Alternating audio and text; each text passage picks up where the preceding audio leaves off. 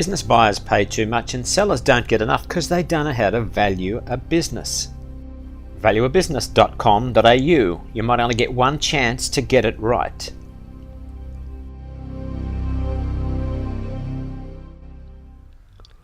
Today we're talking about the valuation of online businesses and what the key value drivers are in respect of these businesses. We're talking about valuing businesses that do most of their business on the internet. Examples of online businesses are online shops, businesses that sell information solely online, and businesses whose customers deal with them only online. You can have hybrid businesses which have both online and offline presence.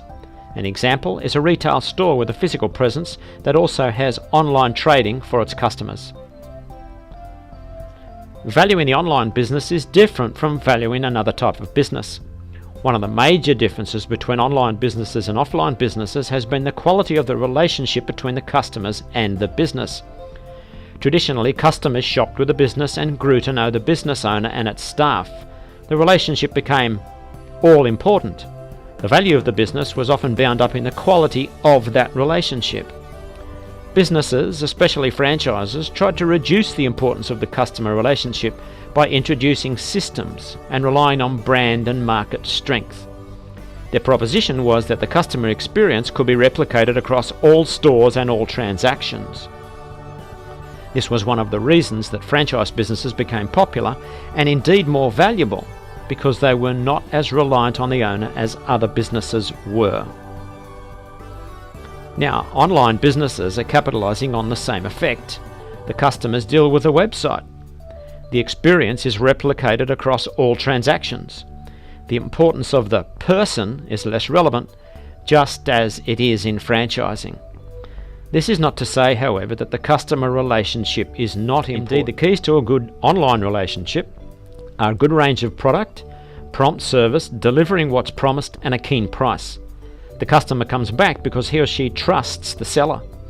As long as these four things are maintained, it does not matter who is sitting behind the screen.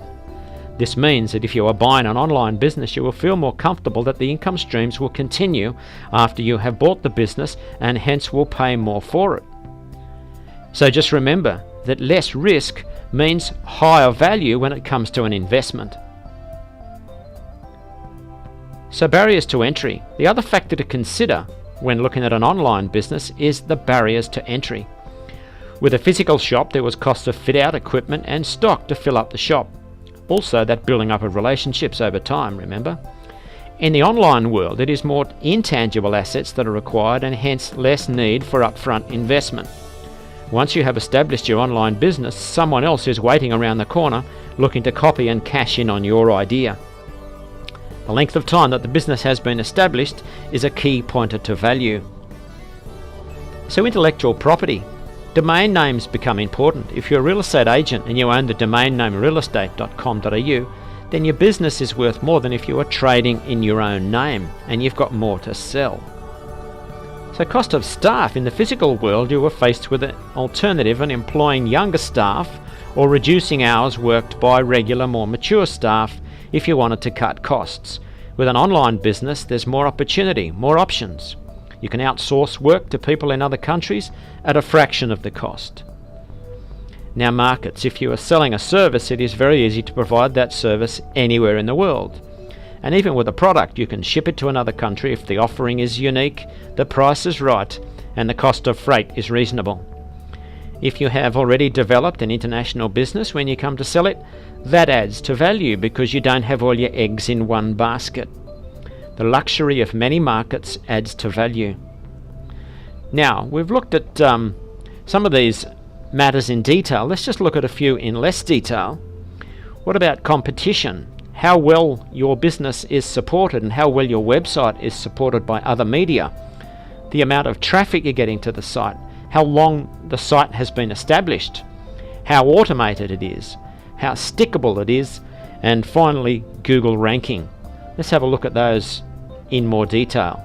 So competition, you don't really want a business that has no competition or a site that has no competition, but nor do you want to be bidding on Google for keywords that are going to cost you $10 and $20 a hit.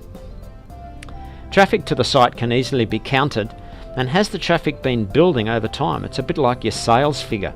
A good steady growth curve for traffic to the site is very appealing to a buyer.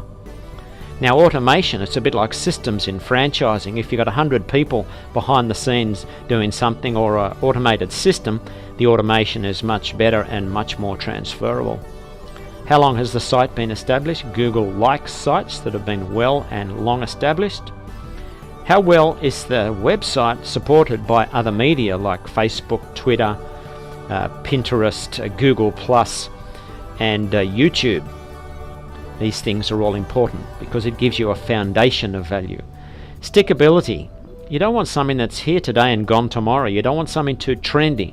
So, how long you've been established is one pointer to this, but also there's the nature of the product or service that someone feels is going to be around a long time.